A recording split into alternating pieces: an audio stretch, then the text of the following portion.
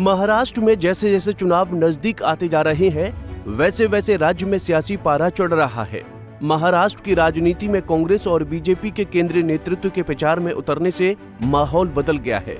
BJP के बड़े नेताओं में प्रधानमंत्री नरेंद्र मोदी ने महाराष्ट्र में अपनी रैलियां कर रहे हैं। अपनी रैली में उन्होंने महाअघाड़ी गठबंधन को आड़े हाथों लिया है। प्रधानमंत्री मोदी की रैलियों से बीजेपी राज्य में अपने पक्ष में माहौल बनाने की कोशिश कर रही है। इसीलिए पीएम मोदी हर वो दांवपेच आजमा रहे हैं जो राज्य में उनके गठबंधन की मजबूत सरकार बना सके। दरअसल पीएम मोदी महाराष्ट्र चुनाव प्रचार में उतर गए हैं। महाराष्ट्र में अपने दौरे के दूसरे दिन भी पीएम मोदी ने कांग्रेस को आड़े हाथों लिया। इन रैलियों में पीएम मोदी ने राज्य में महाअघाड़ी गठबंधन पर जमकर निशाना साधा। इस दौरान पीएम मोदी ने अकोला की रैली में उद्धव ठाकरे और शरद पवार के बारे में एक शब्द नहीं बोला। उन्होंने कहा, जम्मू कश्मीर विधानसभा में आर्टिकल 370 की वापसी की मांग हो रही है। कांग्रेस और उसके सहयोगी इसका समर्थन करते हैं। पाकिस्तान भी यही चाहता है।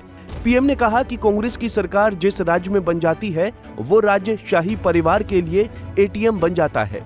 उन्होंने हिमाचल प्रदेश, तेलंगाना और कर्नाटक सरकार का जिक्र किया। कहा, चुनाव महाराष्ट्र में है और वसूली इन राज्यों में डबल हो गई है। आप अंदाजा लगा सकते हैं कि चुनाव जीतने के बाद क्या लूट होगी। राम मंदिर पर मोदी बोले, एक बार फिर महायुति के लिए आशीर्वाद मांगने आया हूँ। आज 9 नवंबर है। ये तारीख बहुत ऐतिहासिक है। आज के दिन ही 2019 में देश की सर्वोच्च अदालत ने राम मंदिर पर फैसला दिया था। 9 नवंबर की तारीख इसलिए भी याद की जाएगी कि सुप्रीम कोर्ट के फैसले के बाद हर धर्म के लोगों ने संवेदनशीलता का परिचय दिया। ये राष्ट्र प्रथम की भावना है। पीएम ने जय श्री राम का नारा भी लगाया। महाअघाड़ी वालों का घोटाला पत्र भी आया है। अब तो पूरा देश जानता है, महाअघाड़ी यानी भ्रष्टाचार, महाअघाड़ी यानी हजारों करोड़ के घोटाले, महाअघाड़ी यानी पैसों की उगाही, महाअघाड़ी यानी टोकन मनी, महाअघाड़ी यानी ट्रांसफर पोस्टिंग का धंधा। मैं महाअघाड़ी की घटक कांग्रेस का एक उदाहरण आपको देता हूं। जहां कांग्रेस सरकार बन जाती है, वो राज्य कांग्रेस के शाही परिवार का एटीएम बन जाता है। एटीएम पता है ना, लोग उसमें से पैसे निकालते हैं। एटीएम, ये कांग्रेस का एटीएम बन जाता है, शाही परिवार का एटीएम बन जाता है। इन दिनों हिमाचल, तेलंगाना और कर्नाटका जैसे राज्य ये कांग्रेस के शाही परिवार के एटीएम बन गए हैं। एटीएम।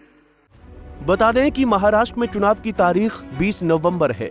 इससे पहले राज्य में सभी राजनीतिक दल जनता को अपने पक्ष में करने के लिए जी तोड़ मेहनत कर रहे हैं। इस बार के चुनाव इसलिए भी अलग हैं क्योंकि राज्य की 2 क्षेत्रीय पार्टियां टूट गई हैं। इनमें एक और है शरद पवार और अजीत पवार की राष्ट्रीय कांग्रेस पार्टी और दूसरी तरफ है शिंदे और उद्धव की शिवसेना। दोनों राजनीतिक दलों ने लोकसभा में पहला चुनाव एक दूसरे के खिलाफ लड़ा था। उस चुनाव में महाअघाड़ी गठबंधन को बढ़त मिली थी। लोकसभा चुनाव में बीजेपी के पाले से दलित वोट बैंक छिटक गया था। इस बार के चुनाव में बीजेपी राज्य में दलित मुस्लिम समीकरण को हावी नहीं होने देना चाहती है। यही वजह है कि पीएम मोदी ने अब खुद मोर्चा संभाल लिया है। वहीं 20 नवंबर को महाराष्ट्र में विधानसभा के लिए वोट डाले जाने हैं। 23 नवंबर को झारखंड और महाराष्ट्र विधानसभा के चुनावी परिणाम आने हैं। महाराष्ट्र में मुख्य रूप से चुनावी जंग 2 गठबंधनों के बीच है। इसमें एक ओर जहां महाअघाड़ी गठबंधन है तो वहीं दूसरी ओर महायुति गठबंधन है।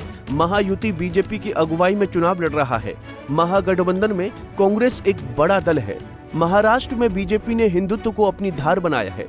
बीजेपी ये पूरा चुनाव हिंदुत्व के मुद्दे पर लड़ रही है। वहीं विपक्ष संविधान और जाति को मुद्दा बनाकर चुनाव लड़ रहा है। बहरहाल महाराष्ट्र का चुनाव कई मायनों में खास रहने वाला है। इस चुनाव से जहां एक और शरद और उद्धव को सिंपैथी वोट मिल सकता है, तो वहीं अगर बीजेपी हिंदू वोट को मैनेज करने और महिलाओं को मुख्यमंत्री माझी लाडली बहिण योजना से अपने साथ जोड़ने में कामयाब होती है, तो महायुति की राज्य की सत्ता में फिर एक बार वापसी हो सकती है। फिलहाल महाराष्ट्र में किस पार्टी की सरकार बनती है, 20 नवंबर को जनता इसका फैसला करेगी। Bureau report, Punjab Kesari TV. हमसे जुड़े रहने के लिए हमारे YouTube चैनल को सब्सक्राइब करें और नई वीडियो की नोटिफिकेशन के लिए बेल आइकॉन को दबाएं